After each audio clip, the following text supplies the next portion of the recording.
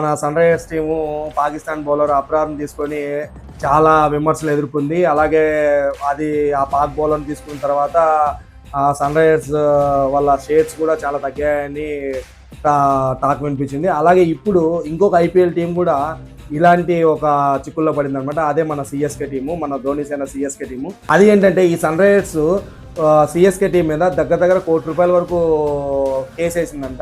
ఎందుకంటే ఈ sun Risers team ఏదైతే ఉందో వాళ్ళు ఈ సన్ గ్రూప్కు సంబంధించిన మూవీస్ కూలీ కానివ్వండి, జైలర్ కానివ్వండి, జైలర్ 2 కానివ్వండి, వీటిల్లో ఉన్న సాంగ్స్, ఆ బీజిఎం అవన్నీ యూజ్ చేసుకొని కాపీరైట్ ఉల్లంఘించారని మద్రాస్ హైకోర్టులో పిటిషన్ వేశారనమాట.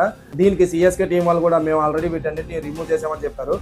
సో మన మద్రాస్ హైకోర్టు ఏదైతే ఉందో వీళ్ళ తరపు వాదనలు, వాళ్ళ తరపు వాదనలు రెండు వినిన తర్వాత నేను ఫైనల్ జడ్జిమెంట్ ఇస్తామని చెప్పిందనమాట.